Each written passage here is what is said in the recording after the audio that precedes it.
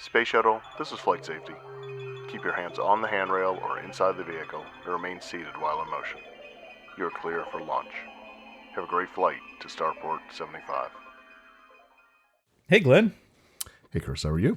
Man, I'm doing good. I love this time of year. You having fun with the holiday season so far? I am. We finished decorating everything this weekend, and Yep. the house is all lit up. And yeah. How about you? Yeah, pretty much the same. Every year I'm like starting earlier to decorate because I feel like I want to catch up with the rest of the world, but the rest of the world starts faster too, which so I'm not really gaining any ground, but it's okay. It's lights are up and everything's cool. But it's the season of miracles, right? The holiday miracles. You've heard that before, right? And yeah. by some miracle for what I'm assuming is going to be our holiday-ish show. I don't know if we'll have another one before end of December, but by some miracle, friend of the show, Casey Liss, decided to join us again. Hey, fellas. So there he is, Mr. Casey Liss. And Casey, feel free to give your intro. I mean, at the end, we can go through plugging and stuff. But thanks for coming back. We're going to talk about a lot of stuff. I saw the rundown. I think this is basically the airing of grievances show from what I saw. Is it? I don't know. Pretty much. It's like Festivus time of year. Yeah, so, it is the right time of year. So I'm glad you joined us, Casey, so we can dive into a whole bunch of stuff. So how you doing? I'm well, and I appreciate you fine folks having me back on. I would like to start by airing my own grievance, if that's permissible. Yes. So a couple of people have reached out to me and said, "Oh my gosh, have you seen this?" And I think I actually sent it to you guys a couple of weeks ago, but because I think I said to you guys, "Oh my gosh, have you seen this?" Somebody has put together a 1 hour and 43 minute journey through Disney's FastPass, a complicated history. I have not seen this because as much as I do love Disney World, I'm trying not to be the person that watches an hour and 43 minute documentary about FastPass. But yet so many people have said that it's so good that I'm really thinking I need to dedicate an hour and 43 minutes to watching a movie about Disney's FastPass. Have either of you guys seen this? I have not. I saw that you sent it. Does that count? I saw that. and I saw it pop up in my YouTube feed, and I was about to click on it, but then I saw the hour 43, and I'm like, oh wait, that's a long time to dedicate to special about FastPass. But like you, Casey, I've read they've written articles about this in publications, and they're like, yeah, you need to watch this. Because they really go through it, the history, and then they go through like mathematically how it's I think the answer is that it doesn't really work. It doesn't really help. And but they prove it. They try to prove it out, and that's what interests me the most. That's the part that I really want to see. Can I ask a question? Because I haven't watched the video yet. Mm-hmm. Why are they choosing now to prove this out? I mean, it's FastPass is gone, right? So is this just on its way out? We're just going to kick it in the butt and say, get out of here. You were terrible. I don't know, but the thing of it is that the channel this is on is called Defunct Land, and the image for the channel looks vaguely like a Disney D. I am not familiar with the channel, so maybe I'm making a bunch of crummy assumptions, but perhaps explicitly because it's no longer a thing is when that's why they decided it was the time, but I'm not sure. Got it. Okay. And because of the advent of the paid FastPass, I think that's this is a pivotal point to say, hey, not only is the free FastPass bad, but the paid FastPass isn't any better. Yeah. And so actually, I'm glad you bring that up because I would like to know. So I would hope that those who listen to the show have kind of heard my Disney history before, but the extraordinarily short version is, I went a couple times as a kid with my family. I honeymooned there with my now wife. And then for my eldest kid's 5th birthday, which was a couple of years ago now, we went in late 2019. We went to Disney. We stayed at Bay Lake Tower and spent a week there with my then freshly 5-year-old and then almost 2-year-old. And now I was saying to you guys before we started recording, in a year from January, so January of 2023 is the next time I can reasonably expect to go for my daughter's 5th birthday, because now we've established a bit of a trend. But it occurred to me from what little I do know, because it's like, I don't know if you guys are football fans, but I don't really keep up with either college or the NFL. Well, I don't really pay any attention to the NFL anymore, but I don't keep up with college football outside of the actual football season. Like once the last game of the year is over, I don't think about it again until like August. And similarly, as much as I do love Disney World, I don't keep up with the ins and outs like you two do. And so I feel like Disney World that I remember from October of 2019 is not at all the Disney World of December of 2021. So I was hoping that maybe you could use me as an excuse and as the dumb foil to walk through some of, if not, all of the changes that have happened since the before times, because I know that there's some Genie thing that I'm supposed to be really excited about, except I don't know if I'm excited about it. I know that, apparently you can like pay for either some Genie extra or like FastPass bonus or something. I don't really know what I'm talking about. So can you make me feel less dumb and give me a clue as to what's going on? Yeah, we can try. It's a tall order, I know. Before you dive into that, though, I want to say not watching what's happening at Disney World every single day and week is a very healthy place to be. So this is why I have you two.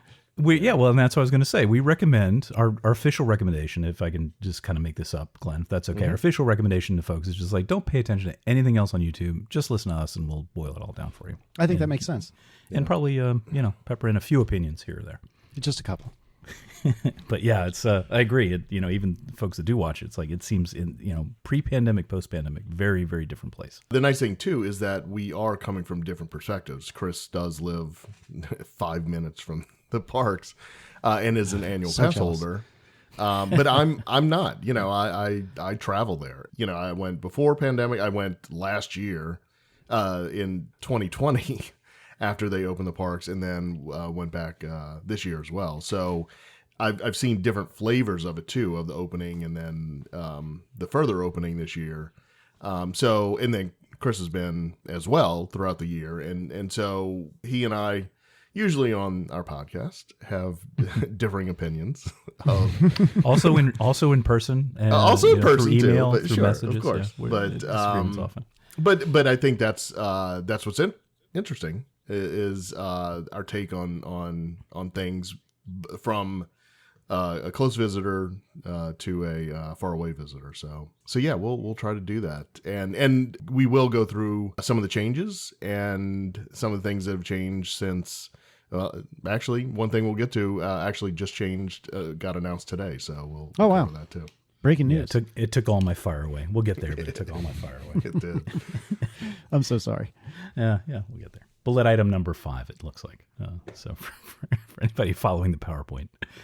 All right, Glenn, how are we gonna eat this elephant though? Because I'm joking, but you've done, as you do, you studious guy. You've got a very good rundown of all the things that are different.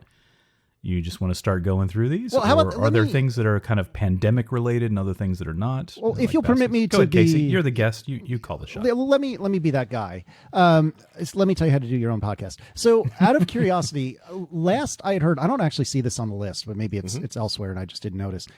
Last I had heard, when you last saw your hero here, I was under the impression that, because I'm thinking about this in terms of like what was my Disney experience like, and I fly to Orlando and then I get on the Magical Express, and last I had heard at the end of 2020 that was going away, but it was always like a white labeled thing that Mears did, and Mears had said they were going to step in and like do basically the same thing but asterisk, dagger, double asterisk, etc. Where does the Magical Express stand? So like as I get off the airplane, one of the great things about when we went in 2019 was we got off the airplane, we never saw our luggage, we walked right onto the bus, and we got taken to the Bay Lake Tower. So is any of that still around? So that is why it's not on the list, because technically it is still there until the end of this year. So in January it goes away. However, like you said, Mears has stepped in and said, okay, well, we will keep it. However, now it costs, and I forget how much it is, but like $30 a person or something like that. Okay, so that's they're charging for it now. Mm-hmm. All right. So, but do you know if they still do like luggage pickup and all that, or is that on you now?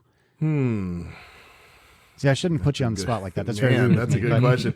I don't, for just off the top of my head, from what I remember, people were upset that it was not going to include the luggage.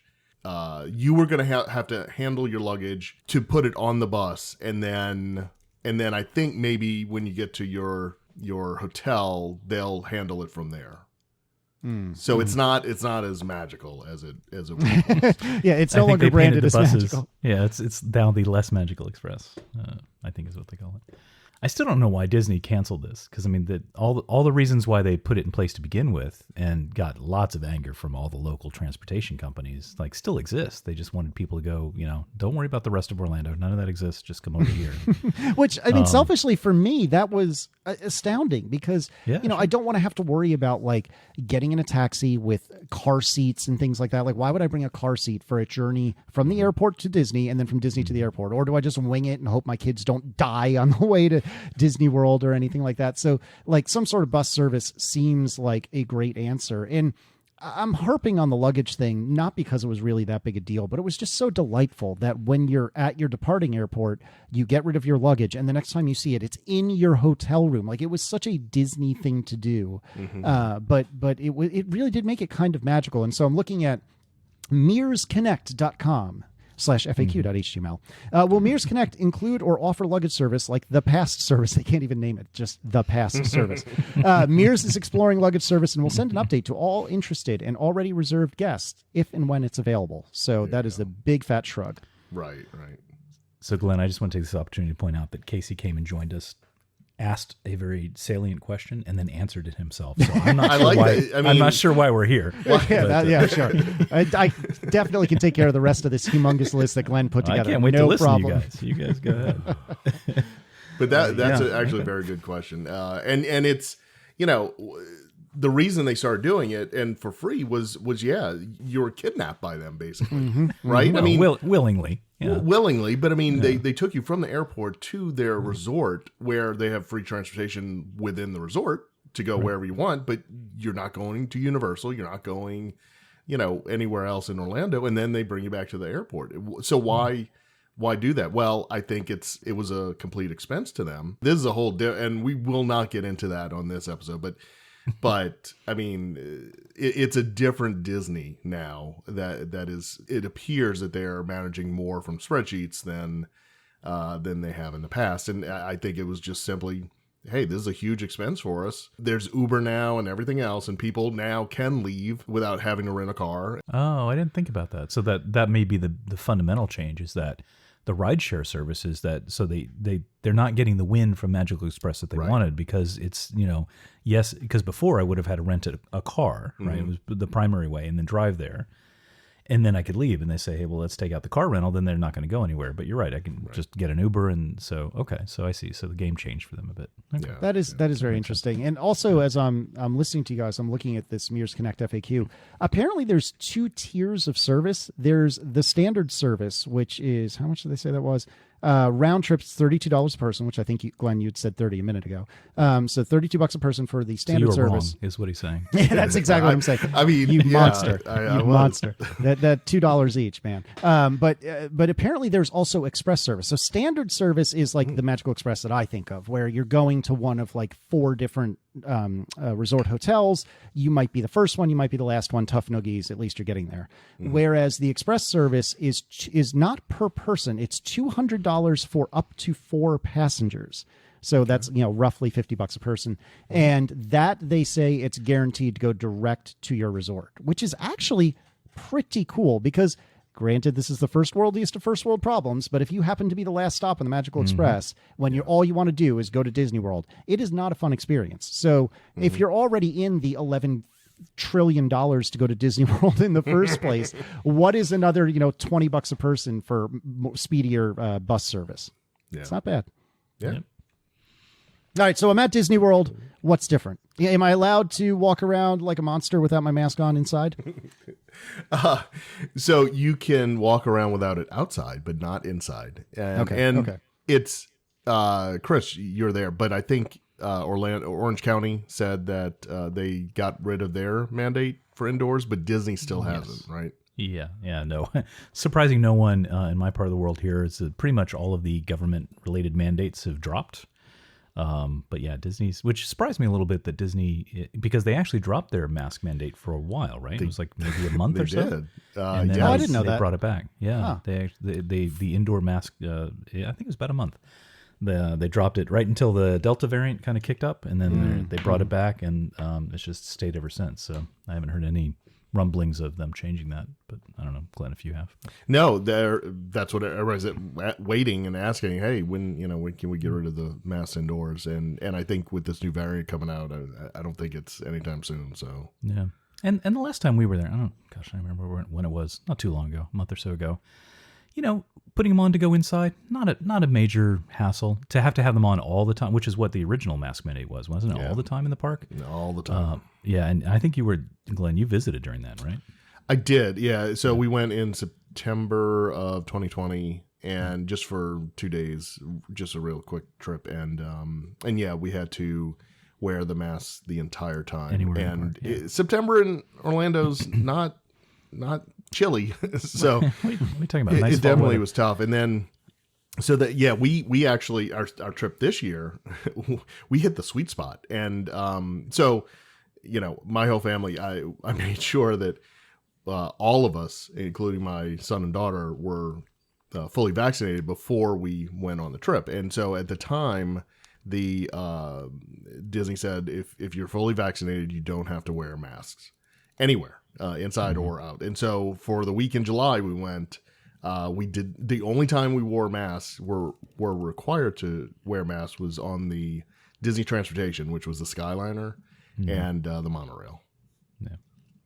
That's fantastic. That's fascinating. I'm very surprised. I know, and somehow we came back safe. So, I'm knocking on wood, but that's what I'm saying. I've been with very different flavors, and it, when we're there, it was supposed to be only vaccinated people unmasked, but it's amazing how 100% of the people who visit Walt Disney World Well, I was going to say that are they weren't vaccinated.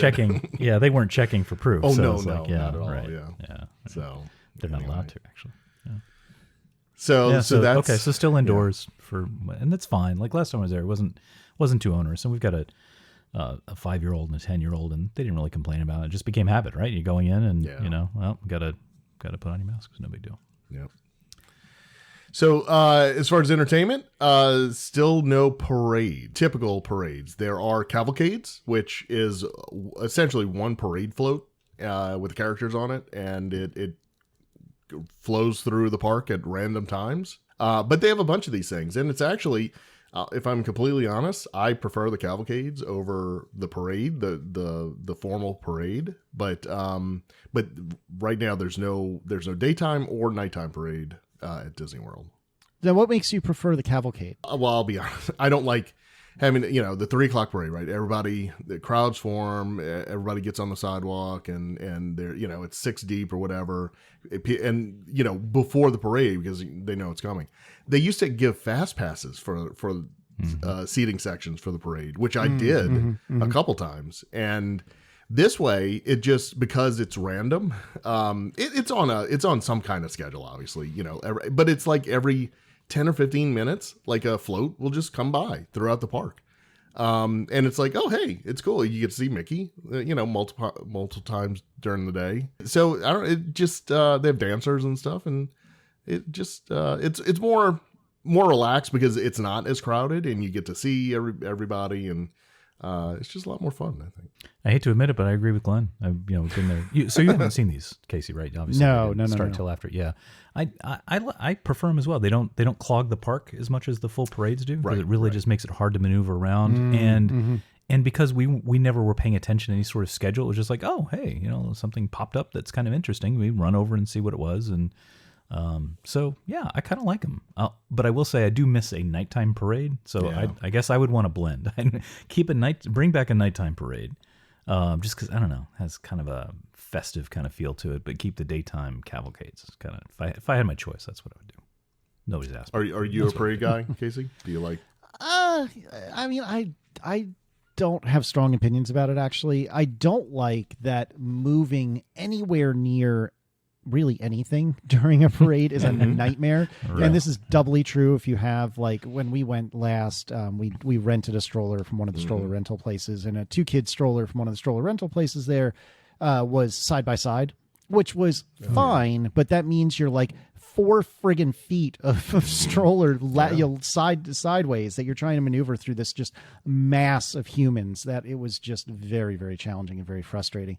I don't know if we would do a stroller or not when my youngest is 5 and the eldest would be 8 at the time. But one way or another, when we were there, it was very frustrating. I can totally understand how this cavalcade thing would be a lot more enjoyable, or maybe not more enjoyable, but certainly easier to work with, especially for, if I would assume that most of the people who are really into the parades are kids. And so if you don't have little kids like I do, well, you would think, right? If you don't have little kids like I do, potentially, then maybe it would be a lot better to have this cavalcade set up than shut the park down for 40 minutes while they do a parade. Yeah. So I'm fine if they keep going with it. I don't know if they're not doing. I don't understand why they're doing them, because certainly they're not based on having fireworks shows and stuff. They're not too concerned about not having giant masses of people close together. So I'm not sure why they're still not doing them. But so they had D23 their parks panel last week or the week before or so, and they announced that the Festival of Fantasy parade, the daytime parade, is going to come back in 2022. They didn't say when, the same one, but yes. Okay. Yep. Okay. But with apparently with no Maleficent. Well, yeah, because they set the park on fire. That's why. So I don't know. Anyway, whatever. Did you see that, Casey? It's old news at this point. No, I did not. What happened? So Maleficent, the big dragon from Sleeping Beauty, is the end of it's the very end, right, or near the end? Yeah, I think so. Yeah. So gosh, a couple of years ago, and we just happened to be there. My family and I. It was for my wife's birthday, and we were there, and the thing breathes fire, and I can't remember what happened. I'm sure Glenn remembers. He's got better memory than I do. But something happened where the head of Maleficent caught on fire. And oh my! I'm looking at pictures of this right now, and this is not delightful at all. They apparently didn't really rehearse what to do in a situation like this, because they had these little fire extinguishers that would shoot up like 5 feet, but the head is like 25 feet up, and so it was quite entertaining. We were ways back, but we could see it. Where were we? We were by that Country Bear Jamboree thing that Glenn likes so much, and the parade had just passed, and we saw it turning over by Hall of Presidents, which I still haven't been back in, and it saw all the smoke rising and everything. It was quite a show. Yeah. But they brought it back. Remember, Glenn, you and I debated on whether or not they would even bring the thing back. They did. Yeah, they did. No more. Oh well. It's back for the it was back for the Halloween parties at night. Oh, okay. They brought it back. Yeah, you got it. Yeah, there you go. That's a good picture. Yeah. Yeah, impressive. I mean, it was realistic. They should have just kept going with that. That's one way of looking at it. Yeah. All right.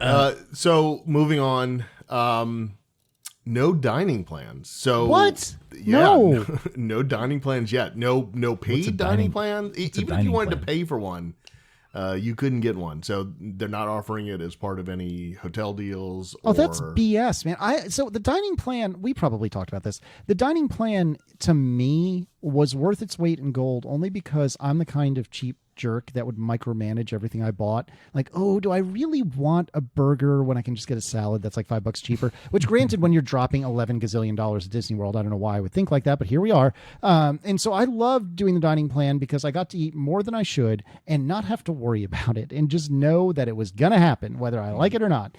And I think one trip I did compute, granted, I ate more than I would have if I was, doing it a la carte, but if I had spent actual real money doing it instead of dining plan money, which would have cost more. And I think the dining plan was marginally more expensive, but not that much. So I was always a big fan of the dining plans. That's a bummer that they're not included. They were never included, that they're not a thing anymore. That's really too bad. And it's not because it's because of the they can't find they're having problems with employment. They want to offer it. It's very profitable for them, but they can't offer it yet because number one, not all the restaurants are open yet, and the ones that are open are not functioning at full capacity yet from an employee standpoint. So they want to, they can't find people to do the work. That's too bad. It's true everywhere, but I'm somewhat surprised it's true at Disney as well. Yeah. You would think since they could print money that they would be able to offer. Yeah, I mean, I've just read, but Chris, I think from what I understand, they're showing a bunch of commercials. They have billboards up. They have a full court press to try to staff up, and they haven't been able to. I don't know where all these people are. They used to have all these people. Oh, yeah, right. But yeah, well, I don't watch TV and I don't go outside, so I haven't seen those things you mentioned. But but I bet they are. But wherever the hip young 20-somethings are hanging out, I'm sure they're advertising there. Yeah. There you go. Yeah, and I'm sure that not that it's that great a hurdle, but there's a ramp up time too. So once they do find them, it takes them. They got to train them and all that, supposedly. Yeah. So, dining plans. So this is one of those things that, like Glenn mentioned before, that we kind of have different views on things. I never have a need for one. I've never used one. So for me, I'm like, no big deal to me. But for visitors, I know it's people love them, right? I get it just takes away the stress of not having to worry about, what you're spending on the meal, right? Exactly. That's basically what you said, guys. Yeah. I always like when Glenn comes and he has it because he's like, dude, we've got to finish up. We've got all these credits left. Get an ice cream or something. And I'm like, all right, please. Just only to help you out, buddy. Just, so I like when Glenn gets the dining plan. All right. So the next one, they stole my thunder and it's aggravating, but it's very, very, very good news for everybody.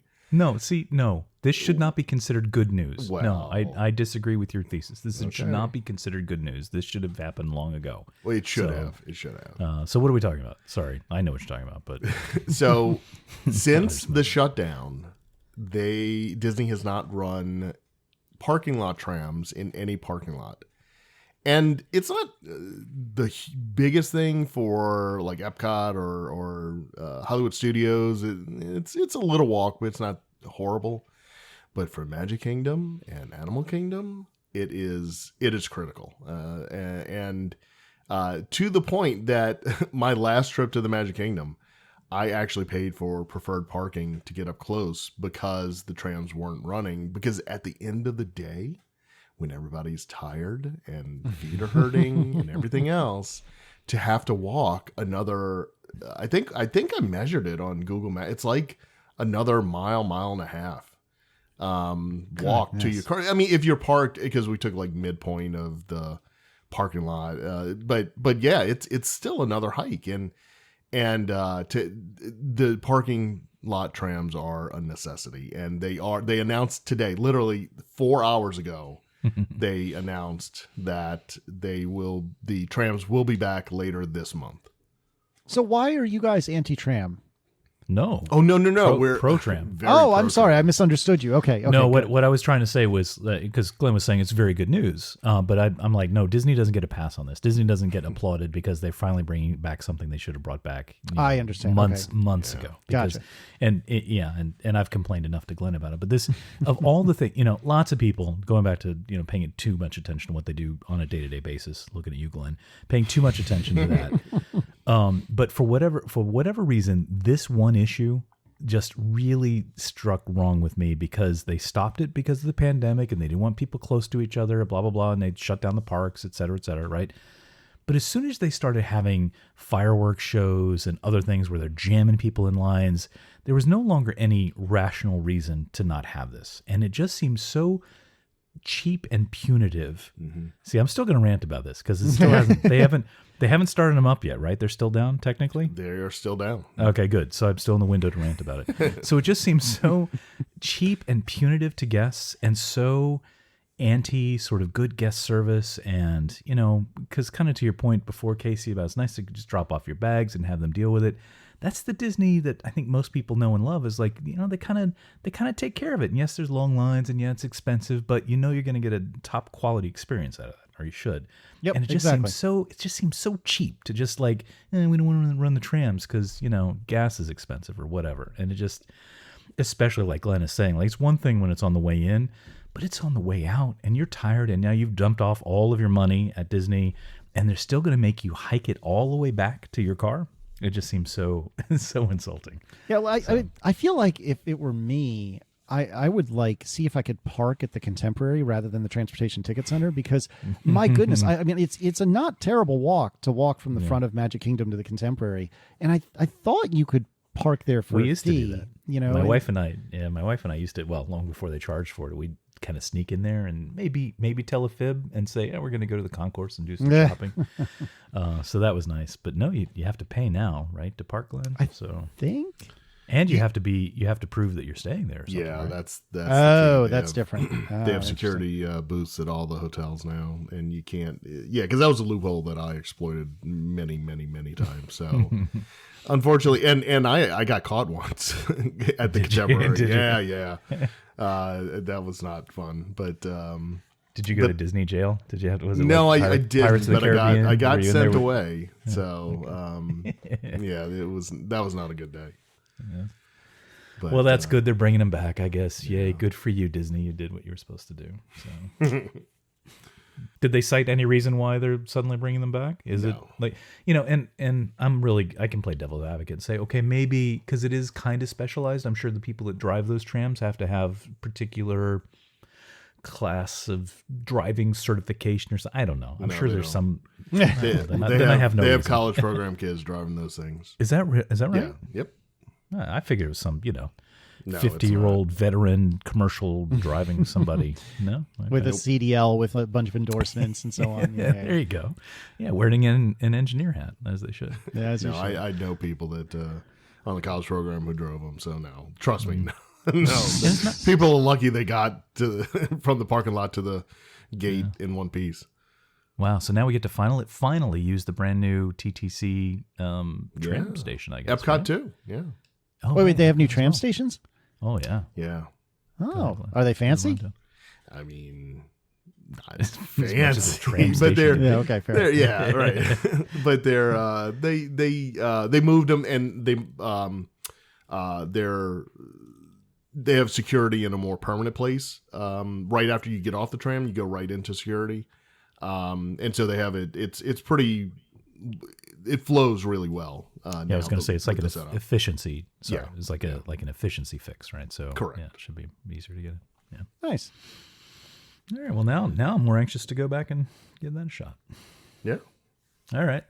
That felt good to get that off my chest. Thanks. All right. We're making progress now. All right.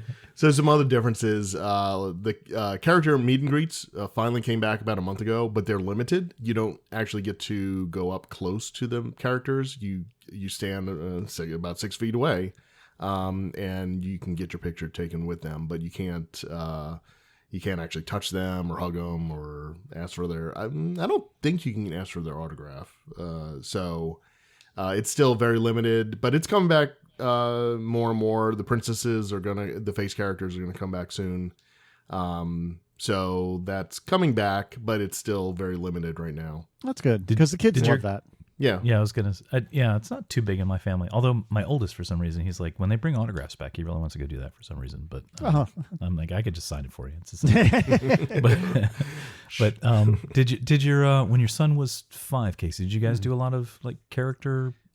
We did meetings? some. We did what was it? Dinner at Chef Mickey's in the Contemporary. Oh, that's right. We did talk about that. Yeah, and that's right. and that is probably the happiest I've ever seen him in his entire life, was meeting Mickey Mouse there. But then shortly thereafter, that was one of the first days we were there, I think. And then shortly thereafter, he had seen Toy Story a couple of times before we left, but he just like imprinted on Space Ranger Spin. I couldn't think of the name of it for a second there. Imprinted on Space Ranger Spin and was obsessed with it, and then got obsessed, of course, with Buzz Lightyear.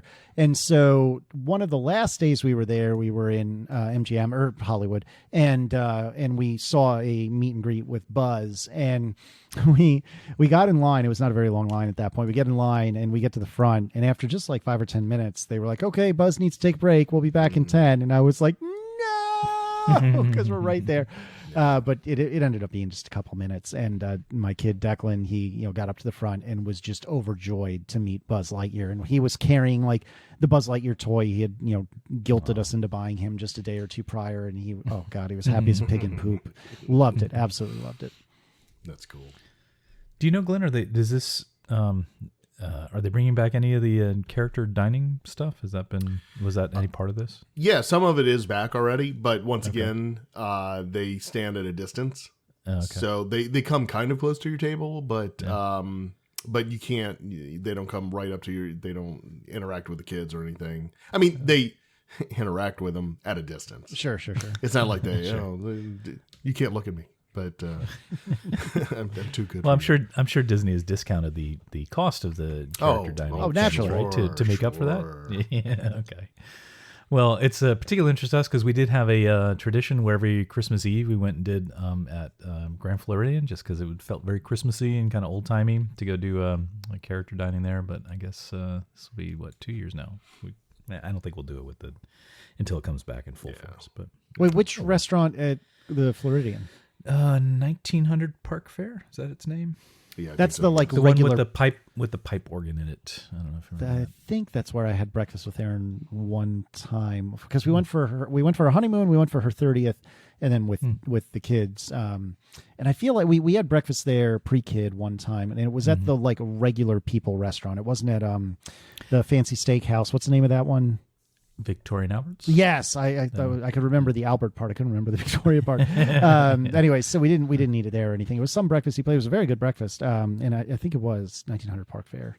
Yeah, there's another restaurant right next to it, which is where they don't do the character ones. I don't remember that name of that one. But Citricos?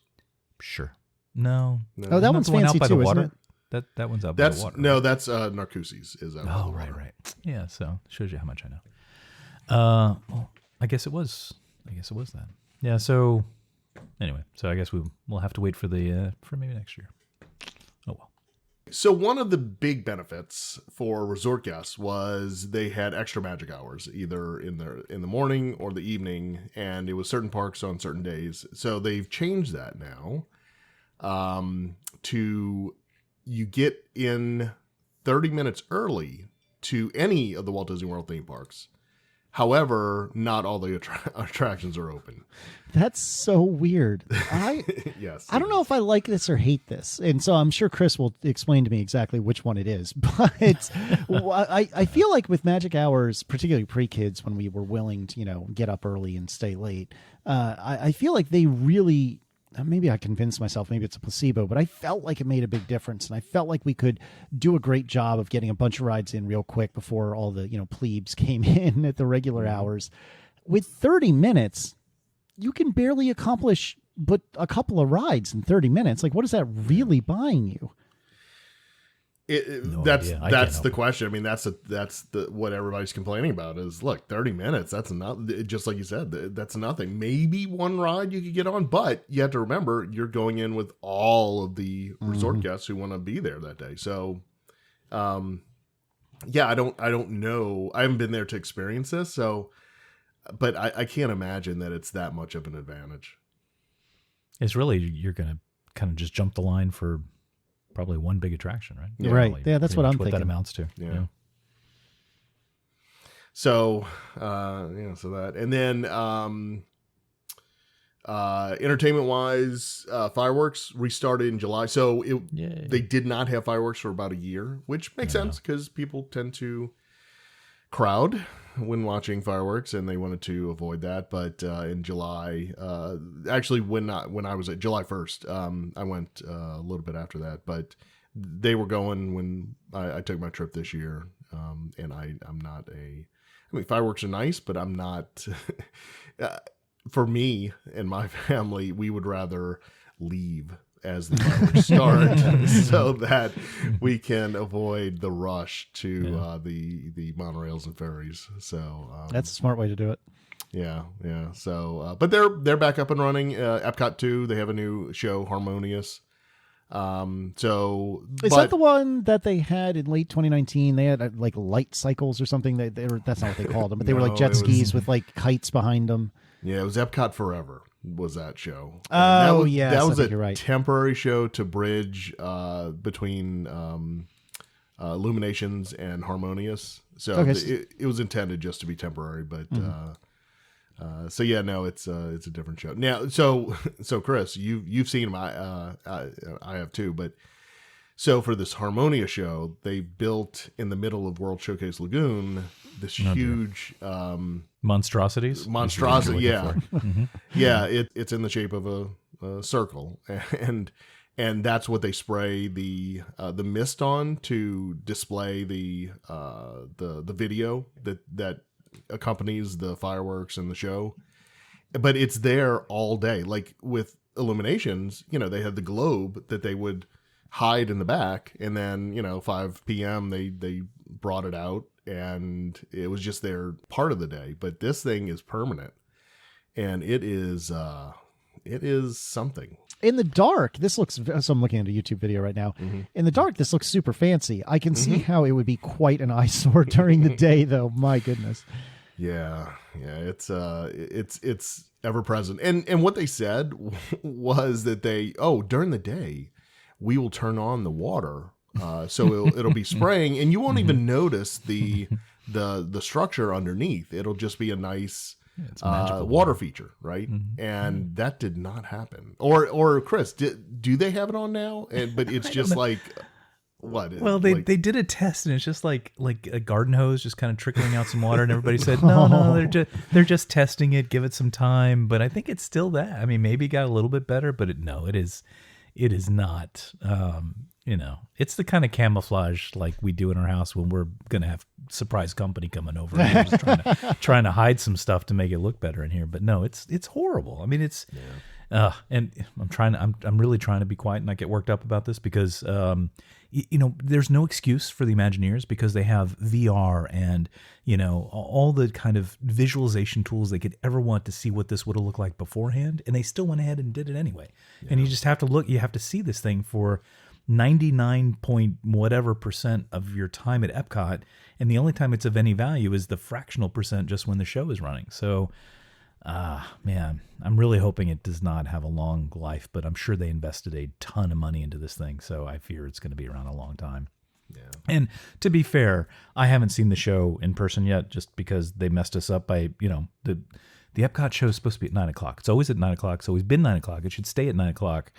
Suddenly they moved it to 10 o'clock without checking with me first. And so when we were there, and I'm like, well, I'm not going to keep the kids up that late. So we didn't get to see it yet. So to be fair, I haven't seen the payoff for this thingy. So maybe it's just so amazing. I'd go, nope, it's worth it, because of what it is. But from what I've seen online, I don't think that's the case. But it's a good show, I guess. But I don't think it's worth those ugly things. 10 o'clock, though, like especially for a place that's ostensibly for little kids, 10 o'clock is aggressive.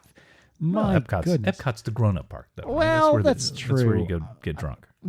Fair. I can't help but wonder if this is a kind of implicit or like de facto crowd control technique, in that, fewer people will be up and about at 10 o'clock as compared to, just a couple hours prior. So perhaps the crowd will be smaller and so on and so forth.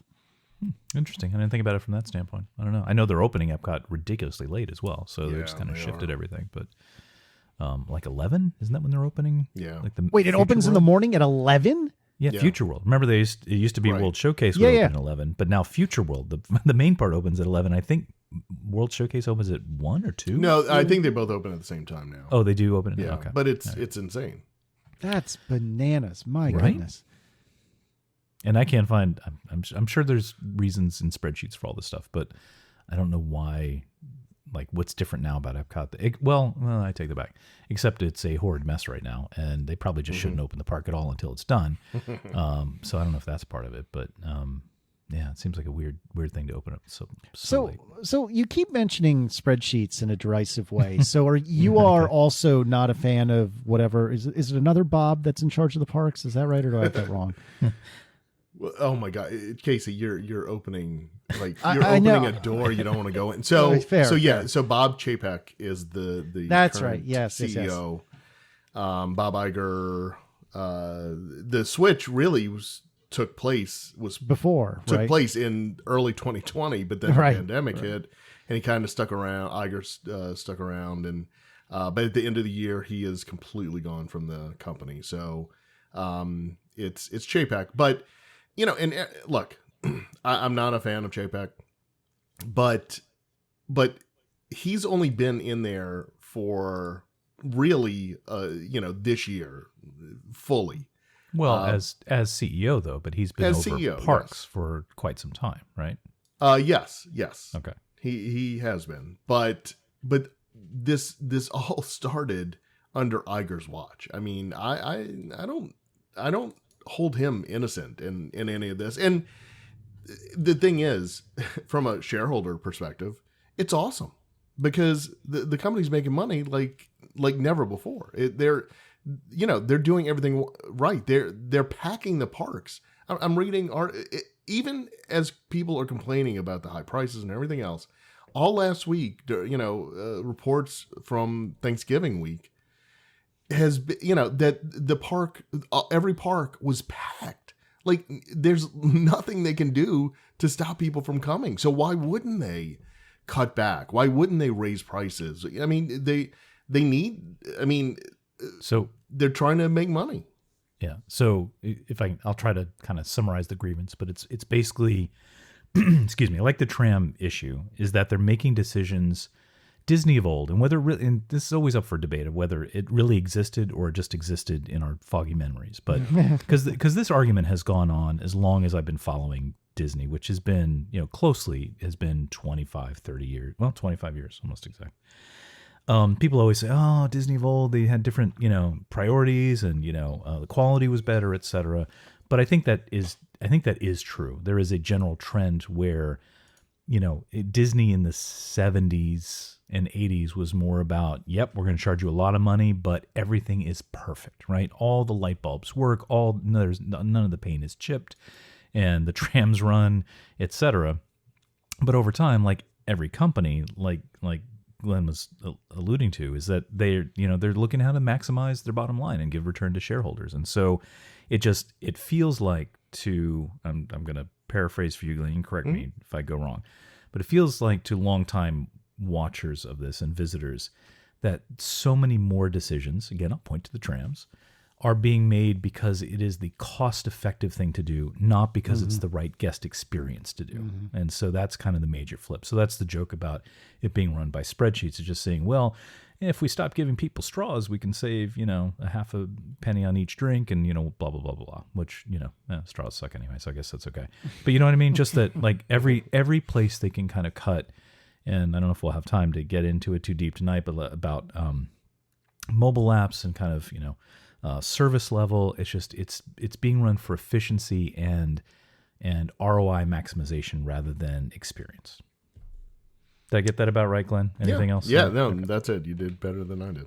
Yeah, and that's really unfortunate because for me, one of the things that I love about Disney World is what you both have said on this very episode is that, it's not perfect, and yes, it's busy, and gosh, is it expensive, but you know what you're getting when you go, and you're going to get a good experience. There may be an issue here or there, but by and large, you're going to get a really great experience, and all the lights will work, and all the dust will be cleared, and so on. Like, I'm not far from a Busch Gardens. I'm about an hour away from a Busch Gardens, and I remember vividly going to Busch shortly after we had been at Disney. I think this was probably 10 years ago, and I remember looking at a part of the ride that we were on that was like far away from where any human would normally step, but you could see it. It was in a corner somewhere, and you could see it, and you could see like all the dust and cobwebs that were up there because it was in the middle of nowhere in terms of like where you would walk.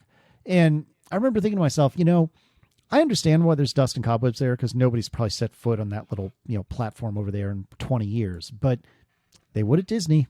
You wouldn't see those dust and cobwebs at Disney, and stupid stuff like that. Like not having to pick up your luggage. Like, I am perfectly capable of picking up the luggage for my family of 4. It's not that big a deal, but it's freaking nice not to have to. And silly things like that make such a tremendous difference.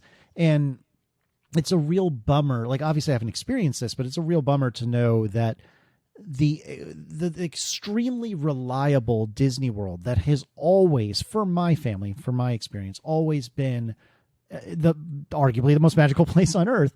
It to hear that maybe they're not prioritizing that guest experience anymore is a real bummer. And I would really hate to lose out lose out on that, because, you know, I really view Disney as a place that I get to go every few years and not only be a kid again, not only get to live vicariously through my kids, but to just have a great time and not have to worry about anything other than, you know, where am I going to get my meal in the good way? Like, you know, do I feel like this restaurant, which I think is tasty, or that restaurant, which I think is tasty? You know, that's a good problem to have. And so, you know, if Chapek is really as obsessed with spreadsheets as you imply, and you're trying to say here, which I have no reason to argue with you, that really stinks. That would really make me sad. Chris and I have talked about this on this podcast for years now, but I keep saying it over and over, and it never happens. At some point, it's going to trend the other way, right? Where attendance will fall, or you know, whatever. There will be some kind of revolt, and it just never comes. and like, so until that point, and that happens, there's no reason to change course. And people are, I mean, I now, you know, as Chris rightly always points out to me, there's pent up demand right now, right? Because of the pandemic, and people feel that they can get out more, and they didn't get to travel last year, so they have money saved up that they're using this year. I get all of that, but I think it's just reinforcing what Disney's doing. And man, it just, that's what I just want to scream is, if you're upset about it, don't go to Disney. Go somewhere else. Visit somewhere else, and don't give Disney your money right now. So that, I mean, that's the only way to send a message, because nothing else is doing it. Yeah. Yeah. And anecdotal, well, I'll get into the anecdotal part, but the one thing that I do disagree with a little bit on Glenn is I think the reason we don't see that revolt happening is because two main reasons. Disney's a monopoly. If you want your Star Wars fix, your your Marvel fix, your Disney characters fix, there's nowhere else to get that. Like, you're going to go to a Disney park to get that, right? So they have a bit of a monopoly there. Pent-up demand and all that, it obviously. But also because they can ride the meters, as they say in the professional audio biz, where they can, like the trams. I'm sure they were measuring every single day. We're saving X. What is the guest satisfaction? What is the customer sat like they say, right? What kind of feedback are we getting on it? Until that tipping point happens, and they go, okay, we got to turn the trams back on. So I think, where it's a much more efficient machine now, where they can kind of adjust their ROI versus guest experience, where Disney of old, different kind of business, different time, different ability to do this analysis. And I think so it just defaulted to, shovel everything into guest experience, and we'll just do better based on that. And they had to convince people to get on an airplane and fly down to Orlando or LA or wherever to go to a Disney park. But obviously they don't need to do that now, because from all over the world, and I see it here every day when I leave my house, is that, people will come and see this all the time. That being said, anecdotally, we were debating, because it's the holiday season. We wanted to go see the parks kind of decorated in their attire, and I was about ready to go. I know what it was. I was going to go book a pass with this system that I hate. So not only do I have to have an annual pass, I have to go get permission to go to the park on the days I want to go. You're familiar with that system, right? I don't remember if that was in place last time we talked, Casey. So you have to. Don't think so. Okay, so I don't know if you're aware of it. If you want to, like, as a local, if I want to go to the park this weekend on a Saturday, I have to go to the website and I have to go get a pass for my passes. And so they started this post-pandemic, and it was on the surface it was to be so that they could control how many. They didn't want too many people in the park at one time, so they could control where the max attendance is. But to the spreadsheet point before, it's clear, and I think Chapek has even come out and just flat out said, no, this system is staying because we like the way it gives us the ability to kind of figure out our staffing needs and do our planning. So, there's this extra layer now where I'm like, I want to go to the park, and I have to be able to get a pass for my pass. It's not called a pass. What is it? It's a reservation. Reservation. There you go. I need to get a reservation to be able to go. And there have been a couple of cases where we wanted to go to a park and just couldn't go. Like, we're annual pass holders paying every month, and we just couldn't get a pass to be able to go. So as we were looking at this, and I was going to go get my passes, and their website broke. And now I'm in technology. I know technology just breaks all the time. It's amazing. Any of it works ever. But Truth. But like, their site was broken for so long, I could never book my reservation. And I was texting with my wife, and she said maybe we should do the Christmas party after hours thing, and I said sure, we could do that. It's $1,000. What? And she so if you want to do the very merry Christmas, I think its name is different now. Whatever its Christmas thing is. Same, Okay, well, whatever it is. So the park closes. So they close the park earlier, like 7 p.m. or whatever it is, and then there's 3 or 4 hours after that. That if you pay extra, then they have a special Christmas parade and blah blah blah. My wife and I used to do this a lot when our oldest was younger. We went a couple of times, but it was like $80 a person or something back then. And it's now $200 a person plus tax. So it was like $967 it was going to be for the 4 of us to go out there for a few hours. Goodness. So after all this, we said, you know what? We've been wanting to go see the Harry Potter land. There it is. At Decorated Christmas. So we're like, you know what? This weekend, Saturday, we're going to go to Universal instead of going. And we have annual passes to Disney World, but we're going to go to Universal just because, at least in this case, it wasn't as monetary decision, but just like I hit my level of this is too complicated and it just felt too greedy. So we're just changing course. Maybe I just hear Glenn in my ear too often, and it finally took root. But anyway, so I think there will be more people that kind of make those. We still love Disney World, but there'll probably be more times we go to a different park to try that out. But like I said, Disney can ride the meters on that, and they can say, maybe we need to tweak our annual pass holders aren't coming as often. Maybe we need to do something for them. Well, but dude, does Disney even care about annual pass holders? I don't mean that to be snarky. No, that's a great question, Casey, because I've said the same thing. Because some years it's like, oh my God, our pass holders, we love you, and they give us all these discounts, and please come. And other years are like, we don't even want you guys here. So, it seems to make sense to Glenn. I can never figure it out. So, Glenn.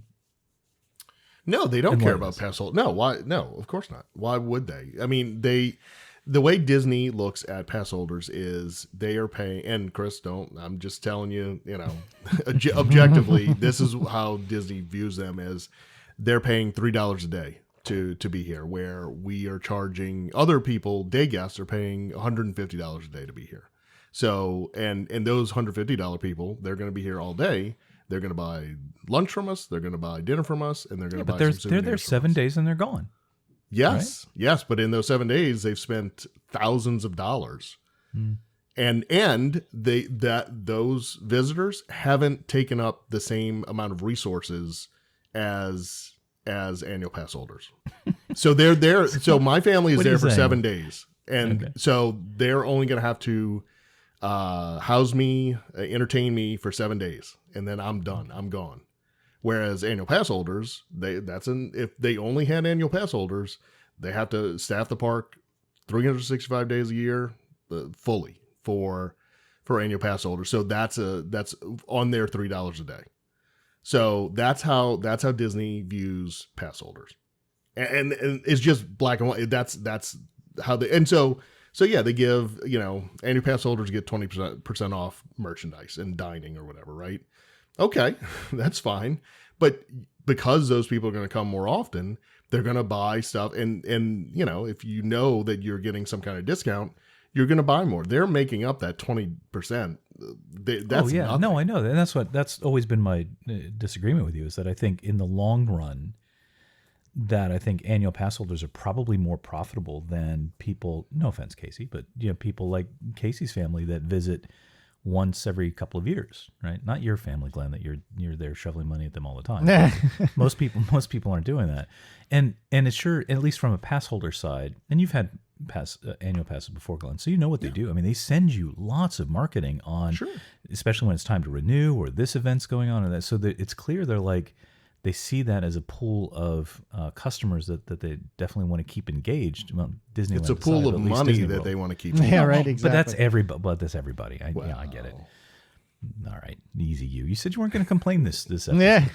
So I think to put a period on the end of this whole thought, I think it's tough because I understand both sides of what you guys are saying, and I would imagine, trying to put myself in Disney's shoes, yes, you're right that even if I spend $10,000 on a week of Disney World, that's probably paling in comparison to maybe a year of Disney World that you might get, No, I'm not spending that much. Well, but I'm saying it maybe could. Glenn's right. I'm not spending that much. It could. Maybe you're personally not, but it could. But the thing is, there's not it's not your family against my family. It's your family against my family and the other 51 families that are spending a week at that hotel room at Disney World or whatever the case may be.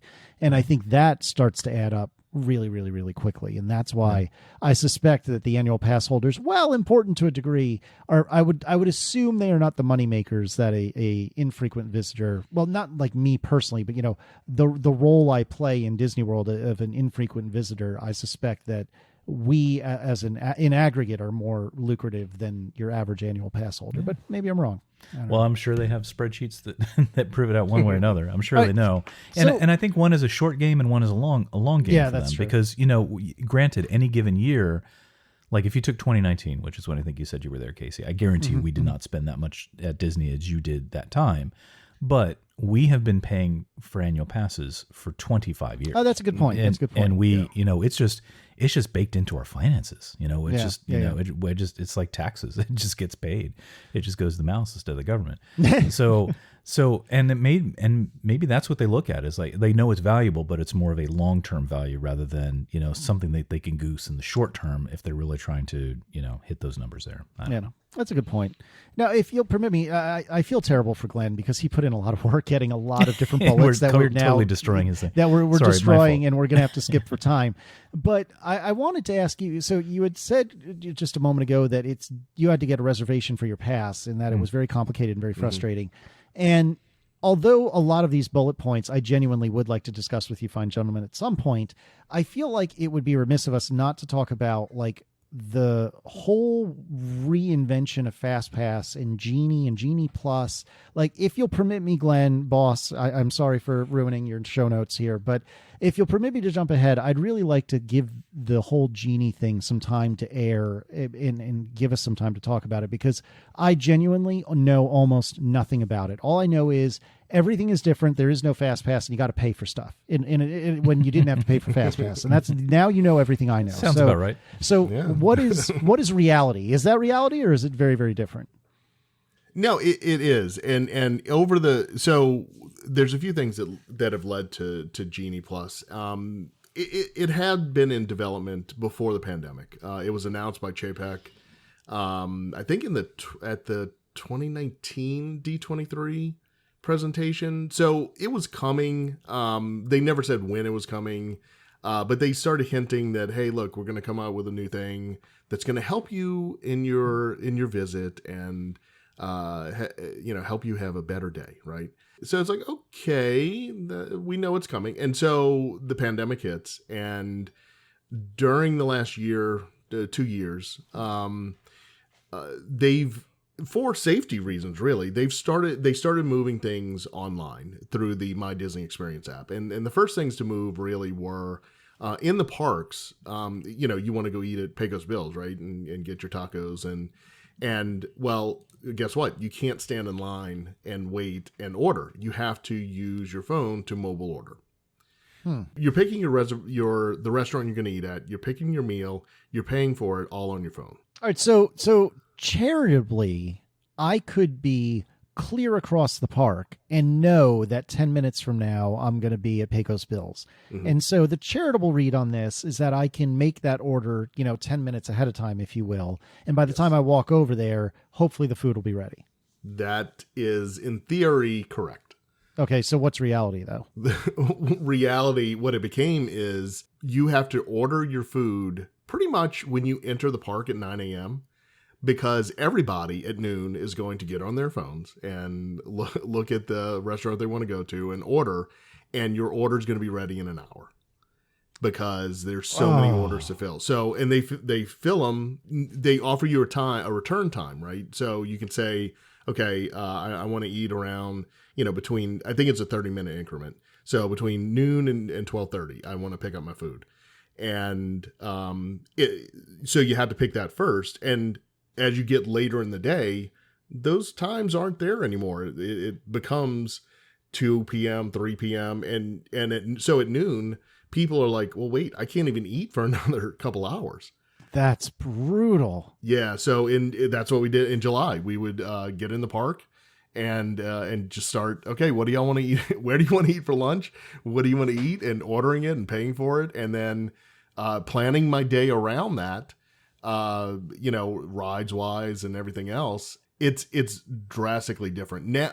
So in July, they now have, I think they offer like one line. Like if you do want to have a standby line, if you will, if you don't want to mobile order, you can just show up at the restaurant and go stand in line. But that line stretches, way down the hallway or into the concourse or whatever. So mobile ordering it's good. It is good in theory, because it's nice. You see the pictures of everything that they have. You just order it and you pay for it, and then you just go and pick it up and eat. So in theory, it's great. But the reality is you have tens of thousands of people in the park at lunchtime, and everybody's trying to do that. And before, it was just, if you saw a long line, it's like, okay, well, we'll go to the next restaurant, we'll wait a little bit, we'll go ride a ride, and you go back and the line's a little shorter and you get your food, right? But now you literally can't even get your food until a couple hours later if you're mobile order. It's more efficient for them. Of course, they don't have to have employees manning cash registers and taking orders and everything else. I'm not saying that that this is a purely financial decision. I think it is a good solution. I like it, but the reality of it is, oh wow, because of so many people are trying to do the same thing I am at this time, I can't eat for another couple hours. So based on no facts and just your gut, you had said early on in the episode that there's a real dearth of restaurant employees right now, and they're having a hard time finding more. Based only on your gut, do you think if the restaurant employee problem and the lack of of enough employees goes away tomorrow, do you think the system would actually be an improvement then of the before times where you can just walk up and wait, or do you think that no matter what, this is going to be a disaster? No, I mean personally, I think I think this would be a success if they're fully staffed, because they know the orders that are coming in, especially for the people who have ordered early. They know that at noon I need to, make these so they can add them to the 100 burgers that they're already making. Yes, in theory, it should be way more efficient, and everybody should be able to be served in a normal amount of time. But right now, it at least in July, it simply was not like that, and I don't think it's changed much to today. Now, Chris, what did you say earlier? Ride the meters? Is that what the turn of phrase you used? Is that right? Sure. Yep. So I feel like if this really is something they want to stick with, even with lower employment and under capacity in employees, why not then cap the amount of stuff that can be ordered in advance? Like, let's say, just for the sake of discussion, that a restaurant can issue 100 burgers in an hour. Well, what if instead of allowing you to reserve 90 of those burgers, at 7 o'clock in the morning, what if you only allow 50 and you leave the other 50 for standby, like you were calling it earlier, Glenn? I feel like there are ways that they can and should be able to balance this all if they're willing to put in the effort to try to do that. Although from what it sounds like, your experience a few months ago was not at all like that in any way.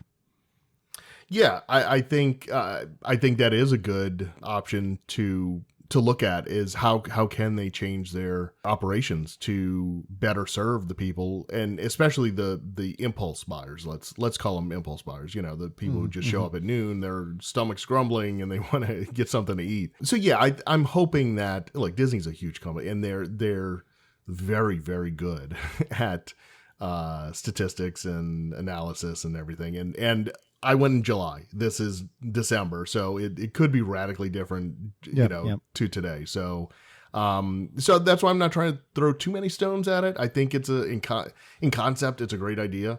I prefer it, but the reality is, at least when I was there, something more to be worked on. That makes sense. All right, so that's dining, and I presume that it's the same mess with regard to what do they call it? Not table service dining, wherein you have to order, you have to book that 3.5 months out or something like that. Is that all still the case? Yeah, pretty much. Yeah, I think they reduced it to 60 days for everybody. So like Okay.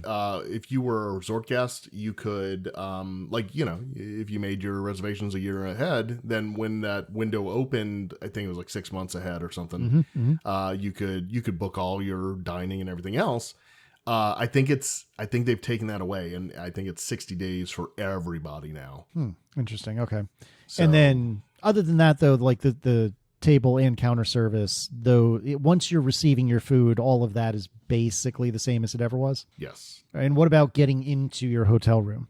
You can still Magic Band your way in and all that jazz. Magic Band, and now they offer online check-in. So cool. you can, before you leave the house, you can put your credit card in and all that good stuff. And then when you get there, you can say, okay, I'm here. And then they will check for your room to see if it's ready or not. And if it's not ready, you can leave your luggage there, go off, and then they'll let you know when it's ready. And you don't have to go to the front desk at all. You can go right to your room and open it with you if you have your Magic Band already, or with your phone. Now you can open the door.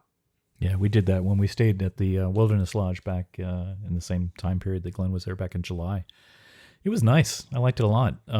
Just being able to check in on my phone and not having to go at the front desk and open our door with my phone when I got there. So it was great. That is cool. Even a Magic Band needed. Yeah, it was a little weird, but for for a Disney hotel, because we're so many years of being used to stopping by the front desk and having that kind of touch points with the staff to Sure. basically not talking to anybody. But yeah, it worked fine. And then in terms of getting in the theme park, it's Magic Bands. And can't you use your Apple Watch now? Isn't that something Apple announced recently? I should know this. Yeah, but you can. Chris was the first one to do it, but when I went in July, I tried. I'm like, I have my Magic Band with me just in case. But yeah, you can use your Apple Watch now. Well, you can actually, Andrew, our friend Andrew, he mentioned to me you can only use the watch if it's a single pass. So in my case, I have all 4 of the family members' passes in my iOS wallet. And so I use my phone because I just basically have to flip through each pass and then, touch it against the turnstile thing. Okay. It's a virtual turnstile thing. So apparently you can only use the watch if it's just your own pass. actually, to that end, are they still doing fingerprints? Yes. Yes, they brought that back because they did not have it. They didn't have it for a long time because of contact and everything else. But yeah, they actually, I had to do it in July now that I think about it. They stopped it for a while, but they brought it back recently. From what little I know about COVID, it seems like it's not often contact. Like it can be, but it's not often. But I don't know. Putting thousands and thousands of people's fingers in the same 2 square inches seems dubious. What at could go best. wrong? I'm sure they wipe it down once in a while. Oh, yeah. All right, so I'm in the park. I've gone to the hotel. I've now entered the park. I'm in the park, and I want to make sure that I'm riding the rides I want when I want to ride them. I can't FastPass anymore. You cannot FastPass anymore as you knew it. When the parks reopened, there was nothing. There was only standby lines, no FastPass or anything. Okay. And how miserable was that? Was that crummy, or because the park's you're capacity? asking the wrong guy because it was awesome. I liked it as well. I much prefer. I've never I played the FastPass game so many times, and as resort guests, wake up early on as soon as my window opened and booked all my FastPass and all that. But going to the line that you want to go to and standing in it, and it actually moves because it's not stopping to let FastPass people in. The line moves quick. And it was like revelation. It was like, oh my God, this is so nice. I wish they would keep it. But they had, like I said, they had this Genie in development, and so now it was time for them to unveil it. And so it started. So they have a replacement for what we knew as FastPass, and it's called.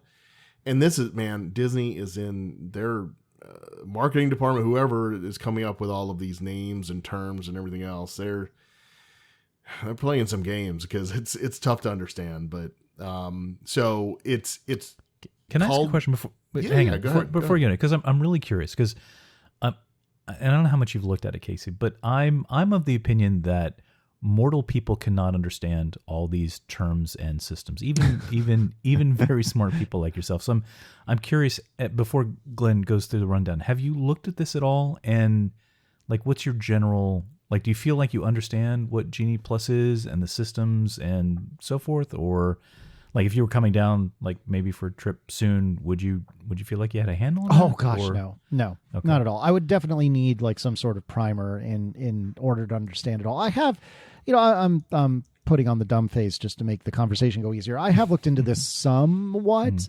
but I genuinely don't think I truly understand it. And my recollection, I'm trying not to cheat looking at these notes that are on my screen right in front of me, but my recollection was that I thought that there was a for pay option that gave you like something that smelled vaguely like the original FastPass, and then there was like the baller option that you could pay considerably more, and you either get like more of them or you get better access or something like that. I honestly don't remember. Like, and I'm not talking baller like the the $700 an hour we deposit you at the front of the line thing that like the truly rich people do. I'm saying like Glenn. Well, man, if that's the case, I hope you're ready to adopt a 40-year-old. But no, I'm talking about something that's like not insignificantly expensive, like $20-30 a person or something like that per day. And that's the other thing is like FastPass. I didn't love it. I didn't actively hate it, but I didn't love it. But by virtue of it not costing more, I think that was definitely a perk. And the fact that Genie Plus and all of these other associated options are additional add-ons, it just feels very nickel and dimey for a place that's already renowned for being heinously expensive. And that again, one of the things I liked about going to Disney in the before times was, granted, I spent thousands upon thousands of dollars for a hotel, for flights, for dining. But once I was there, the only incidentals I really had were like toys for the kids. Like when Erin and I went for her 30th, I don't know that we bought a bottle of vodka in Finland in the Nordics place.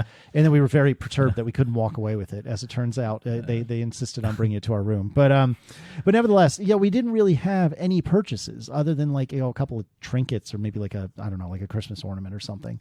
And so, yes, it was many, many thousands of dollars to do this vacation. But once we were there, I effectively didn't need a wallet. And now, I mean, I guess this would all be lumped in beforehand. Maybe you'll tell me in a second, Glenn, but it just feels like they're nickel and diming me on in a time. It's like a Porsche, right? Like it's a ridiculously expensive car, and then to get leather on a Porsche, it still costs money. That may not be factually accurate, but you know what I'm driving at. That like you're already buying a friggin' Porsche. Why do I need to add on leather? It's just, it seems kind of preposterous. So what is reality? What is the real deal?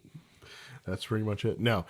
So the real deal is that they have Disney Genie. That's the overall term for this. And it's free. Okay. So the Genie is free.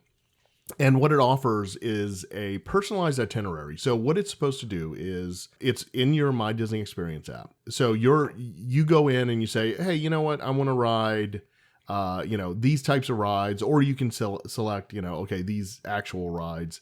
And so it goes and it looks at the crowds that are in the park right now, and it suggests times for you. And it comes up with a personalized itinerary so that you can, based on the crowds right now, this is where you should go. And these are not like any sort of reservation like a FastPass would be. No reservation. So so if you're suggested, hey, go to Mad Tea Party right now, right?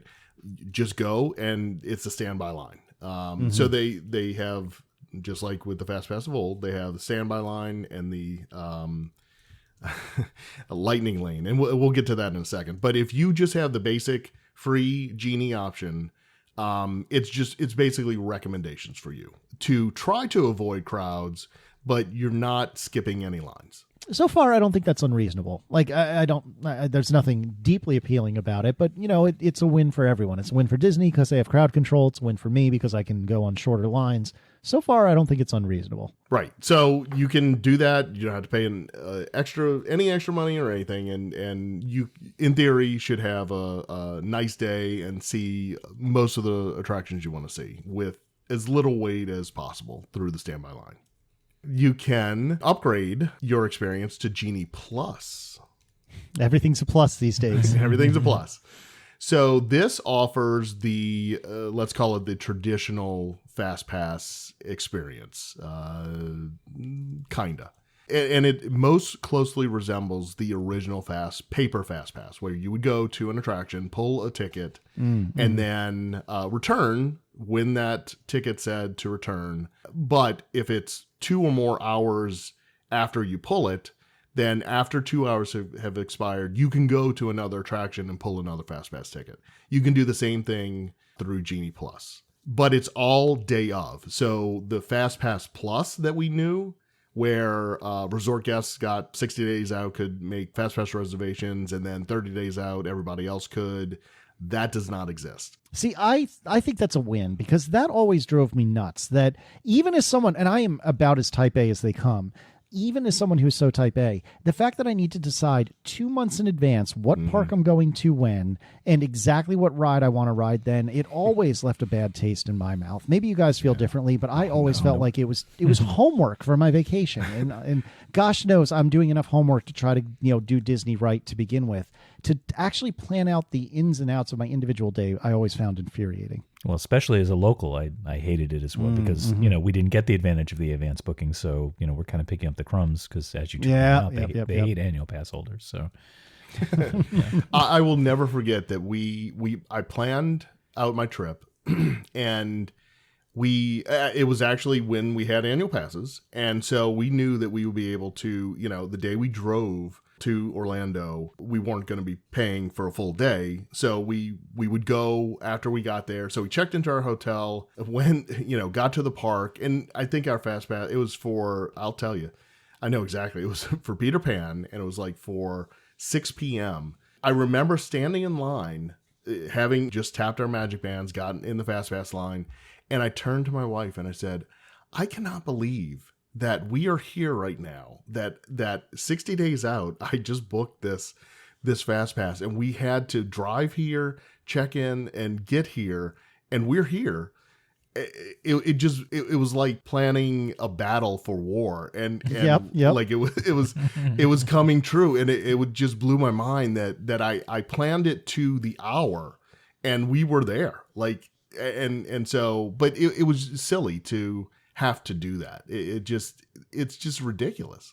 Yeah, I really, so far I'm on board. Well, until you tell me how much this costs, I'm on board with this so far, that it's all day of. Granted, and if you really care, you can wake up early or whatever the case, do whatever you need to do to be first in the electronic or virtual queue, if you will. But I like this a lot more than having to figure this out 2 months in advance.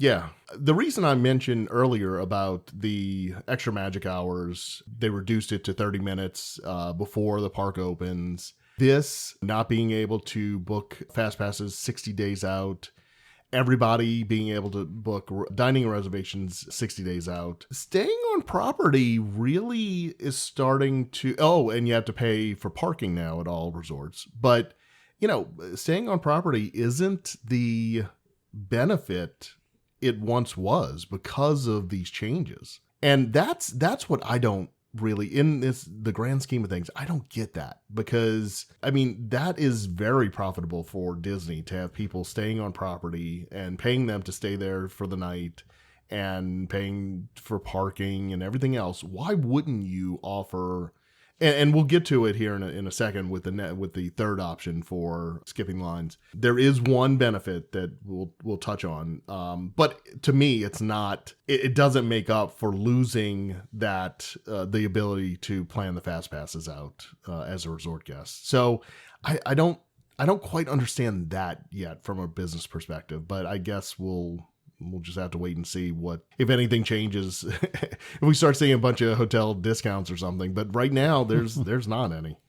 All right, so Genie Plus, so far I'm really enthusiastic about it, but it's not free. It is not free. It is $15 per person per day. Oh, yeah, golly. Yeah. Okay. Yep. So that's $60 for 4 people. Yeah, a day, on top of your regular ticket price. So you can buy a day of, you don't have to buy it every day of your trip. So you can be very selective with it. the two parks where it's most valuable are Magic Kingdom and Hollywood Studios. If you're going to Epcot or Animal Kingdom, it doesn't make sense to buy Genie Plus. Okay, tell me more. Well, for Magic Kingdom, because there's so many rides, and it is the most crowded park, it does make sense to buy it because you can have an advantage of seeing more attractions in that park and Hollywood Studios because it's such a small park. And right now it's the most popular. It's the most popular per capita, I guess. Based on the attractions that they have, that the lines get so long that it makes sense to buy it there. If you can skip the lines for Tower of Terror or a Rock and Roller Coaster or whatever, then it does make sense to buy it at those two parks. However, Epcot, as Chris mentioned earlier, Epcot's a shell of itself. There's not that many attractions. It's not worth it to spend the $15 per person to get on Soarin', whereas the standby line is still moving rapidly, and it's a little bit of a longer wait than just cutting the line, but it's not like it used to be. So same with Animal Kingdom, and as we'll talk in a second, the Lightning Lane, the most popular rides aren't included in Genie Plus. Oh, cool. Is there's a Genie Plus Plus? Right? Well, no. Right. The lamp version or whatever. No, they completely changed movies. It's Lightning Lane. So the other option is Lightning Lane. And that is the option for the two most popular attractions in each park. You can pay a per attraction fee and cut the line. So what are we going back to? Was it Disneyland or was it World as well? It was both. It was both. That did the A ticket, B ticket, Yes. C ticket, BS. Yes. So it's back. Yes, it is. Yes, it is. Great. Okay, so the two most popular attractions, and I'm going to cheat and steal your show notes now. So in Magic Kingdom, Seven Dwarfs and Space Mountain. In Yes. Epcot, Remy's Ratatouille Adventure, which, by the quick aside, have you guys ridden that yet? I have No. not. It was Okay. not open when I went. Okay, fair enough. No, because the way they do ride passes for that, I can't get on it. But that's a different gripe. Oh for my another gosh. All right, so, day. Remy. So I might pay for it. I might pay extra for the Genie apparently, Plus we're all paying for something, no matter how you slice it. All right, so Remy's and Frozen Ever After in Epcot. In Hollywood, it's Rise of the Resistance and Runaway Railway. And in Animal Kingdom, it's Avatar Flight of Passage and Expedition Everest. So that is 2 per park, which at least I do appreciate the consistency there. But all right, so I would be paying a price per person per ride. Mm-hmm. So Yes. And I presume I can only buy 1 Lightning Lane session per ride per day. That is correct. Okay, so I could pay 2 times the cost times 4 people. So total of what I can do math, 8 times the individual cost for me to get my family into each of the 2 rides in the park. So how much does it cost each? That's a good question. Oh, God. So the prices start at $7, but it's variable. So depending God. on the day you go, it could cost up to $15. Oh, okay. So at best, for me to get a $7 ticket, if you will, for each ride, so 7 times 2, for 4 people, times 4, we're looking at $56 on the day just to ride the most popular rides. But it could be as much as 120. It's another ticket per day in order to ride the 2 best rides, arguably the 2 best rides in each of the parks. Correct. Next, you're going to tell me they screwed with park hoppers. Yeah, they did. Oh, no. Oh, no. I don't know why. Before you go on, I don't know why, but I got vision of Casey at a car dealership and saying so to get the fog lamps, I have to get the sport package. Is That is absolutely me. That is 1,000% me. When I bought my first car out of college, I wanted leather and a sunroof more than anything in the world, and I had no money.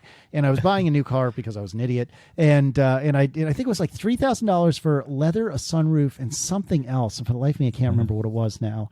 But I didn't do it. it. I would have a la carted the leather and the sunroof. I can't remember for the life of me what the third thing was, but I remember thinking there's no way I'm paying all that money because I don't want that other thing. And so yes, you're absolutely right. You're saying I need that to get a fog lamp? Right. But that package is only that's $200 more than this package. But I don't know. For some reason it just lined up for me. Anyway, sorry to stop the flow. Go ahead. No. You're so right. Okay, so but the advantage of Lightning Lane is that it's basically also a FastPass. Is it like timed and all the same rigmarole? It is. And so so you would think that, okay, I can go and if I'm in the park, so I want to ride Rise of the Resistance, right? I'm in Hollywood Studios. I've never ridden it before, and I'm there, and I was like, hey, you know what? I want to go ride that. Okay, well, here's the one benefit that resort guests get is they can start buying these at 7 a.m. Yet a day guest can start at park opening, which interesting.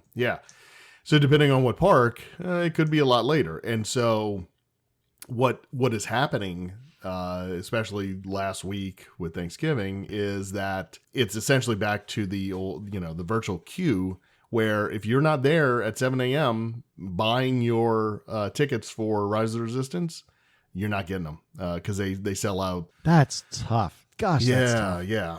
So there is the standby line. You can go for any of these 8 rides. You can go and stand in the standby line. And yeah, but the standby lines are now being affected by the Lightning Lane stuff, like FastPass did, right? Well, correct. However, they're not selling as many Lightning Lane tickets as they had FastPass tickets. So the standby lines are still moving at a nice clip. But if you wanted to ride any of these and not have, the benefit is that you don't have to wait in line, right? You can just go on it. And especially day guests aren't getting that opportunity even for some of these. So yeah, whatever. It is what it is. I don't know that it's worth it personally. I don't know that I would buy a Lightning Lane ever. But the option's there. You say that, but I'm almost 1,000% positive. You said you would never pay for preferred parking, and yet there you are paying for your preferred parking. Yeah, that's true. Yeah, you never say never, but this list of attractions are the current list of attractions, right? This is subject to change too, and so Epcot is the perfect example. When Guardians of the Galaxy comes online summer of next year, that's going to bump Frozen Ever After off. This will contain the most popular rides, maybe not the best rides, but the most popular rides in each park, so that they can skim their money off the top. Now, do you know that it would bump Frozen Ever After off? Like, have they said it's fixed it too? I mean, they can always change the plan, but yeah, they could. That's the assumption. You're right. I mean, they may not, but I don't know why they wouldn't. All right. We do need to wrap up at some point, but you've dropped a bomb on me. What did they do to Park Hopper? All right. So park hopping. All right. So let me set. Go ahead. So my understanding of Park Hopper, the way I remember it, maybe this isn't factual because I didn't hop for between all 4 parks in a day, but I thought the way it worked was that you could literally go and have, I don't know, like a breakfast meal at Magic Kingdom and then go to Epcot and screw around for a while, then go to MGM for a little bit and then end your day at Animal Kingdom. And I thought you could do that. Now, in my experience, all I ever did was go between 2 parks in a day, or maybe like a park and a water park or something like that. But nobody ever seemed to blink an eye as to where you were going and when you were going there. If you had a Park Hopper, you could go anywhere, anytime. Yes. And it is exactly that with 2 notable exceptions.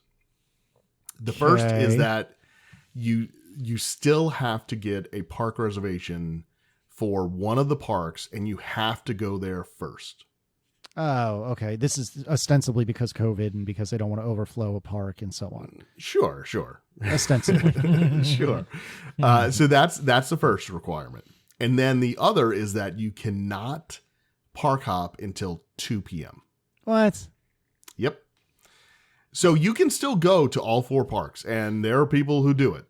But they start the day, or they start their journey in the park that they had the reservation in. Mm-hmm. And then at 2:00, they're free to move between all the other 3 theme parks. That's not as egregious as I was fearing, but that's still weird to me. It's tough. 2 p.m. is fairly late. I would think noon maybe. Agreed. Could not agree more. You want to start the day in Hollywood Studios, but then you want to have a nice lunch at Epcot, right? And want to take the nice Skyliner over to Epcot and eat in World Showcase somewhere. Can't do that. I mean, you can just be a late lunch, but yeah. So 2 p.m. That's not as bad as I thought, but that's kind of crummy. Yeah, it's not awful, but they didn't reduce the cost for park hopping. So yeah, but even Chris has to, annual pass holders have to adhere to that too, and that's been me. Some of the discussions we've had of how to get around it. Or okay, so Hollywood Studios is booked up for the day. All right, well, I'll just start at Epcot and then head over to Hollywood Studios at 2. And you can do that. You can absolutely do that. Just pick another park that's available and go over there. But, well, they don't have it anymore. But for Rise of the Resistance, the trick was that when they had only the virtual queue operating and not the standby line, you had to be in the park at 1 p.m. to get the second chance for a virtual queue for that. So if you were park hopping, you could not ride Rise of the Resistance when they had the virtual queue. But that's how Ratatouille's working. Same rules. That's correct. And so they don't have the virtual queue at Rise of the Resistance anymore, but they moved it to Ratatouille Adventure. And that's what Chris was saying was he tried it, and because it's only the virtual queue, depending on when he could get with the virtual queue, you don't know when your return time is going to be. It literally pushes a message to you saying, okay, now from this point forward, golly, you have 1 hour to get here and ride this ride. Oh, yeah. So like the last time we went to Epcot, we wanted to go to Epcot in the afternoon and stay in the evening. Cause remember, I thought the show was at 9:00. So we wanted to do Ratatouille, but we couldn't do it because if we got passes at 7 a.m. when they went up, like Glenn's saying, we didn't know when we'd have to be there. And if they called it for 11, we'd want to be there that early. But we weren't going to be there at 2 for the time where you had to be in the park to book it. So we're just like, well, I guess we just won't do that ride. Or we'll pay. Yeah. That's tough. Yeah.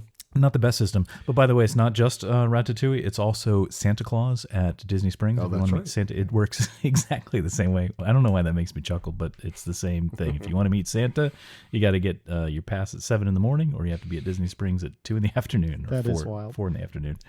So same setup. So the moral of the story is it's crazy that we had to go through all of this to experience a theme park, and you have to study up and figure out what you want to do and what you want to buy and everything else. But this is the way of the world now, of the Disney World now. And nice. Chapek just a couple months ago during one of the earnings calls, he said, nope, none of this is changing. So, these are not temporary measures. So the park reservations are here to stay, and the park hopping that's here to stay. So this is going to be it for a while, I think, until the revolution happens. Yeah, and we take it back. The revolution, led by you. You're up front. Yeah. It just feels so complicated, though. That's like right. I said earlier, that's why we just say, what, screw all that. Let's just go to Universal. We don't have to have a reservation. We don't have to, right. They're not going to nickel and this is the irony, is like Universal's not going to nickel and dime us like Disney is, to Casey's point, right? It's like it seems upside down. So. This story may or may not be relevant, but I keep getting this feeling. So when I met my now wife, when I met Erin, we were both living in Charlottesville, Virginia, and there is an ultimately unremarkable apple orchard that's there. And every fall, since we've known each other, every fall we've gone to the same apple orchard, and it was always such a delightful experience. And when we first discovered it, like, people in Charlottesville knew about it, but not many other people.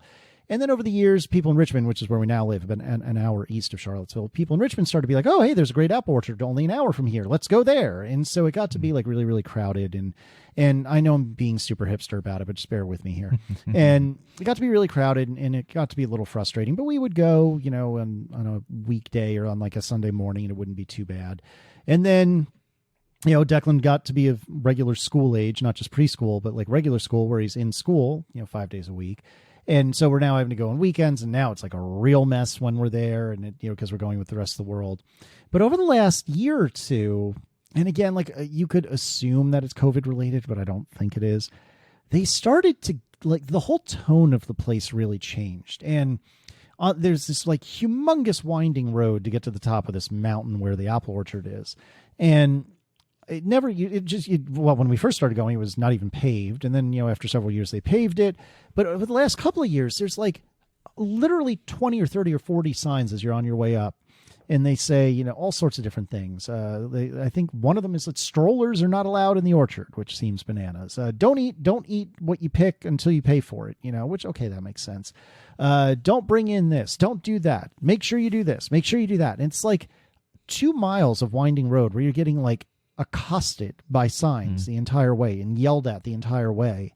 And when you got to the top, like the staff, which used to be exceedingly friendly, was kind of like, all right, just here's what you need, go. If you want the Fujis, they're at the top of the hill, go. And this past year, this past fall, we actually didn't go apple picking this year. Well, for the first year since I known my wife, and we've known each other 16 years now. We didn't go apple picking because the experience had changed so much out from under us. And again, I know I'm being super hipster, but over time it changed. Now I got to assume there's reasons for it. I got to assume that there was some reason that they didn't want to have strollers. Maybe somebody got hurt. I don't know. There's got to be a reason that they don't. Well, I mean, it's pretty obvious. They don't want you to eat the apples in the orchard before you pay for them because then they're losing out on that revenue. Well, okay, that makes sense. But how many apples are you going to eat while you're out there? But how many apples are you really going to eat? Exactly right. And so it ended up that over time, this place that was like a formative part of our relationship in a weird way, or like, that tradition of going was like what made fall for the two of us. And over the last couple of years, particularly, it's changed so much that, I mean, we'll probably go like they do peaches as well, which is much less crowded. And maybe we'll go and do peach picking or something, but I don't know that we're going to go back there for apple picking, and this was like this critical part. Again, I don't mean to make our relationship sound rocky, but I hope you take what I mean. Like it's a critical part of our fall, of our relationship. It was something we love to do every year and do with the kids every year. Now we just don't do it anymore. And I'm not saying that Disney is at that level by any stretch of the imagination. And sitting here now, I do plan to go in January of 2023 when Michaela is 5, but a lot of this does make me feel like so much of that magic, and I don't use that word just to be cute. I really mean it. So much of that magic that Disney was so good at, I fear that it's fading away. And maybe it's because of spreadsheets. Maybe it's because of JPEG. Maybe it's because of something else. Maybe it's because of the pandemic. Maybe it's all of the above.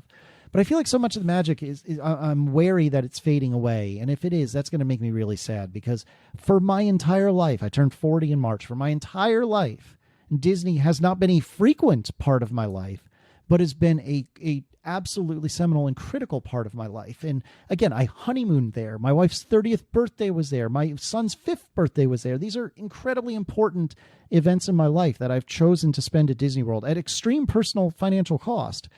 And now I'm wary and I'm fearful that I'm not going to feel that same way anymore. And I almost feel like you guys, well, not you guys, but I almost feel like you guys are taking away Christmas from me, right? Because it's nice going, Glenn. Yeah, way to ruin it, guys. No, but it's just it makes me sad to think that maybe it's not the place it once was.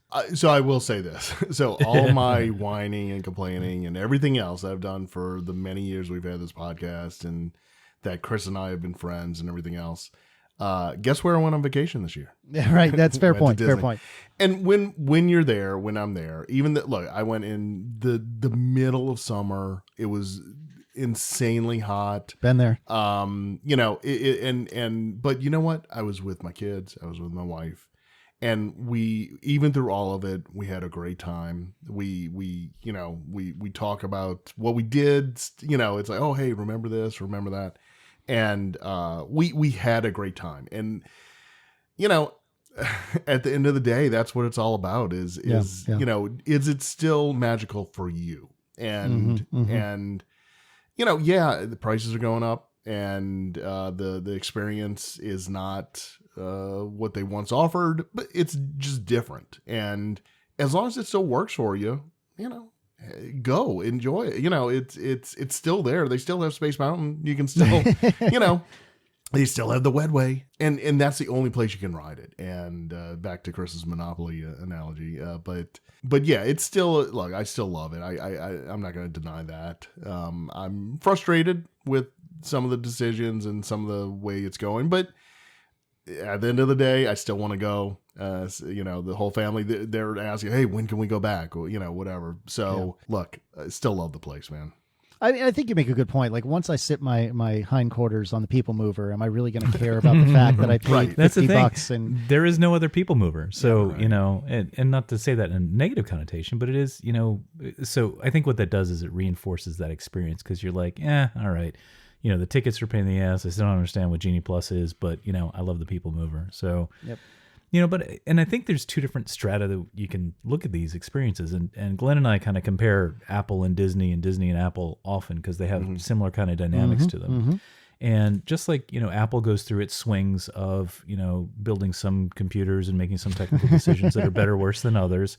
But people hang on because there's still value there that you're not going to find anywhere else. Right. Sure. And so if you're a fan of that thing, then you still find value there. Doesn't mean we can't complain about it and hope for a better time. And I do agree with Glenn in the long term. I still think it's going to take 5 to 10 years, but I think at some point, whether just through natural change of leadership or some other sort of competition to the Disney experience, I think they will get more focused on guest experience. I also give them a little bit of pass just because it's been such a weird time with the pandemic. And so I think some of this is a little bit of a hangover from that and them trying to figure that out. But, who knows? You still should make that trip, though. Bottom line, you still absolutely should do that. Yeah, I mean, glad to hear that's still on the table. No, it absolutely is. And actually, Aaron and I, even this podcast notwithstanding, Aaron and I were just earlier tonight talking about, we really got to make sure we're starting to set money aside for it, and we got to make sure we're getting ready to plan for it. And as long as more money than you were planning. Truth. Thanks, Genie Plus and individual lightning lanes.